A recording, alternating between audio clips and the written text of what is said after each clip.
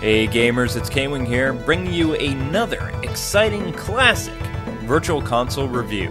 This time we have Revenge of Shinobi for the Sega Mega Drive, which released on December 2nd, 1989, and it's finally released on the Wii here in the United States as of August 17th.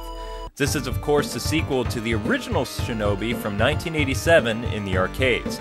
Now, I originally planned on tackling this game back for Ninja Day 2008, but decided to go with Chrono Trigger instead, and I kind of felt bad for that, so I'm using the footage from my old Sega Mega Drive cartridge, as opposed to the Wii's 1.4 version with the mutated bat creatures, the bald Rambo clones, and of course, the pink Spider-Man. The story for this game is a very dark tale, and takes place 3 years after the first game.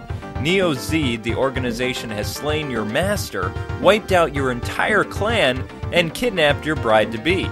Joe is madder than ever and seeks revenge. Now, Revenge of Shinobi's concept is that of a traditional side-scrolling platform game of old, where your goal is to, get this, save the girl. So basically like the Super Mario games where you have to rescue Peach. The player controls Joe, a ninja garbed in white, and the last one of his clan. He must travel through 8 districts, destroying many enemy ninjas, Rambo people, picking up shurikens and power-ups, tangling with familiar bosses, and of course, the final confrontation with the head of Neo Z and your master Slayer. A vital part of this game is Joe's double jump technique, which is used to reach hard locations, and it's great for raining shuriken death upon your foes, too. See those pictures on the top right corner? Those are your ninjutsu techniques. You have the Art of Thunder, that makes Joe invincible for a bit, the Art of Fire, which summons a mighty flame dragon to annihilate your foes, the Art of Floating, which helps you jump higher, but I never used it, and the Art of Pulverizing. Now this is handy because it's your kamikaze move, pretty cool. Alrighty, now the gameplay for this game is actually pretty good, although I still prefer Shinobi 3 over this game any day of the week. Anyway, you control Joe with the gamepad, and I use the classic controller, so if the controls sound different, then there you go. The B button will attack and throw your shurikens, and if you're close to an enemy, then you'll use a melee attack. The X button performs the jump, and you can double jump by pressing the X button again, although it doesn't always work. The A button will bring out your special move, and the player can block only after picking up the power icon, and this is done just by walking. This game is actually decent, except for the jumping. One of the things I hated about this game to this day was the jump mechanic. Now, you're supposed to be able to perform a double jump by tapping X twice at the height of your jump, but it doesn't always work, and yeah, you end up falling to your death. A lot. Now, this is a minor nitpick, but it still annoys the crap out of me to this day. One of the boss fights that I didn't like so much in this game was the machine where it had these lasers coming down to shoot you. Now, it's not a very difficult boss fight, especially if you use the double jump technique when you can get it working and have the shurikens rain down and defeat the boss. But it's still pretty annoying, especially if you get hit by those little lasers, then it makes it a little bit more challenging. The boss fight that's hardest in this game, hands down, is the fight against this dress-wearing, hair-throwing freak. The only way to beat this dork is to stand right next to him by using your lightning technique and just be cheap and spam him to death, basically.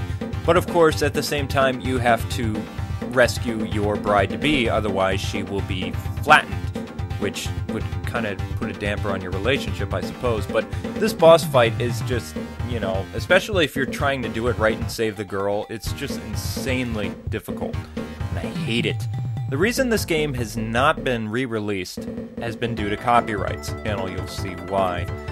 See, the game's developers decided to pay tribute to comic book heroes like Batman and Spider-Man, and the movies they loved at that time like Rambo, Terminator, Godzilla, you name it. But unfortunately, the lawyers saw it differently and saw it as copyright infringement. And this was way back before copyright wars got really messy and lawyers had like a fencing day, basically. that aspect of the game just fails. Not only that, but when the game was finally re-released for the Wii, your friendly neighborhood Spider-Man became pink. Pink, I know. They couldn't have found a better color? Heck, even brown would have been more spider-like, but pink? I'm not gonna get into that. Oh, this fails. Okay, so lucky for us, this game does have some saving graces that makes it a must-have. While the block is nowhere near as epic as in the third game, it still has its practical uses and it's great for getting you out of a bind. The level design for 1989 is astounding to say the least. The Mega Drive was a great system, and this game shows why. Check out the waves crashing onto the shore, and keep in mind, this is 1989. That's pretty sick.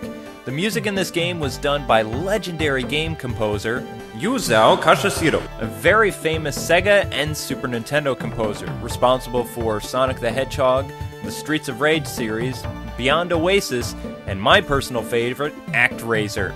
In fact, I did a review of that for my third season. The welcome addition to this series was the new ninjutsu attacks, like the lightning making the player invincible for a short period of time, great for taking out early bosses, and my favorite was the flame dragon. The sole reason for owning this game on the Wii is the gameplay.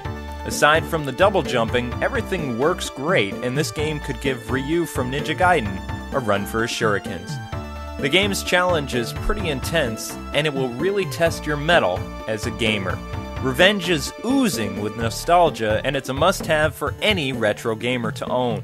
Sure, it may be your typical platforming save the princess type game, but it's with ninjas. What's not to love? Plus, it's only 800 Wii points. As great as this game is, for me, it's not better than Return of the Ninja Master. But again, that's just my opinion, and that's why that game made it into my top 10. I really can't see re-owning this game if you already have it. If you don't have it, then I would suggest you guys getting it because it has great core gameplay, cool power-ups, amazing music, 4 difficulty settings, high replay value, 2 endings depending on what you do at the last boss fight, and it's just a fun game. So that being said, Game Night's Entertainment gives Revenge of Shinobi an 8.2 out of 10. You gamers out there should totally check it out if you already don't own it. Okay, well that about wraps it up for me, folks. Be sure to keep checking back for more Game Night's video reviews featuring me or Swag. Check out Swag's interviews, and don't forget to keep listening to our radio program of the same name every week.